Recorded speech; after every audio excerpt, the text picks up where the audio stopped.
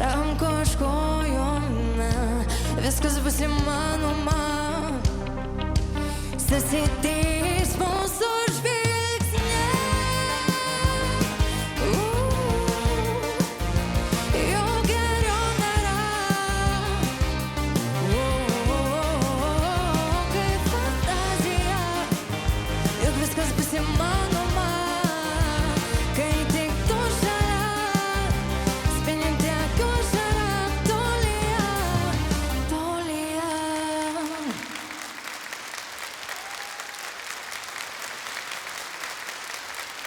Taip, nei vieną žodžių ir nepasakiau visą pasirodymą.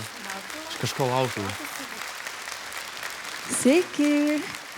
Labas. Kuo tu vardu? Aš esu Patricija, man 20 metų. Šiuo metu studijuoju ekonomiką ir finansus Vilniaus universitete. Ir taip pat, naudodamas į progą, noriu labai pasidžiaugti, kad turiu tokią galimybę čionais dalyvauti tokiame projekte, dainuoti tokioje scenoje, su tokiais muzikantais, tokioje publikoje. Tai ačiū labai. Nu va. Šiaip faina, kad paminėjai muzikantus, nes aš, kol tu dainavai, klausiausi muzikantų iš tikrųjų visą laiką. Ir labai atkreipiau dėmesį į sintezatoriaus tembrą, todėl noriu padėkoti Giedriui už tai, kad tokį gražų tembriuką parinko. Plojam Giedriui. Ir šiaip paplokit visai grupiai. Dar šį sezoną, man atrodo, neprašiau. Juliau? Labai atvirai, jeigu pasakius, turbūt jautės gal, kad muzika tau yra labiau hobis, toks mėgėjiškumas tam atlikime. Nežinau, atrodo, kad nejaučiau tavo asmenybės dainoj. Ir tiek, bet atrodo, kad tu džiaugiesi, kad atėjai ir man požiūris tau patinka, kad tu nenusiminus čia, nepardavus žemių stovi ir džiaugiesi vien patirtimi, kad tu apskritai atėjai iki šito etapo, nes dar prieš šitą etapą buvo kiti etapai, nepamirškim. Tai aš sveikinu tave su tuo ir kad pajautai tą sceną, nežinau, galbūt vos ne pirmą kartą. Tai faina. Jeigu jinai būtų, kad ir nepaėmusi aukštos natos, bet būtų parodžius, kad jinai turi ten jėgos, bet jos aukšta nata buvo labai silpna.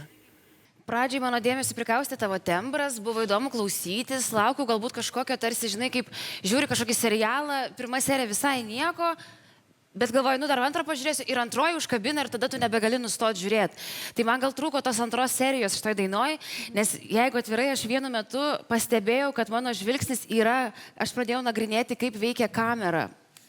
Kaip operatorius valdo kamerą, gerbė po visą šitą salę ir galvoju, koks stiprus vyras.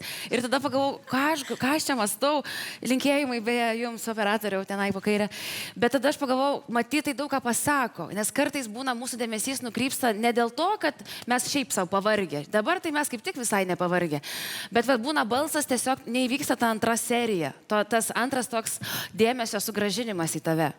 Tai gal mes čia, žinok, tokie atviri kažkaip. Ar negazinam kartais su savo šitą kritiką, ne? Aišku, kad ne. Kritiką visą laiką reikia išklausyti, išanalizuoti ir kažką padaryti su tuo. Ir gyventi toliau taip, kaip gyvenai. Nu va.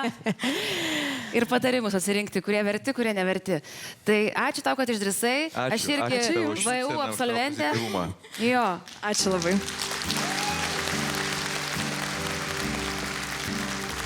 Jeigu nespėjai pamatyti visų pasirodymų, juos visada rasi Lietuvos balsas YouTube paskyroje.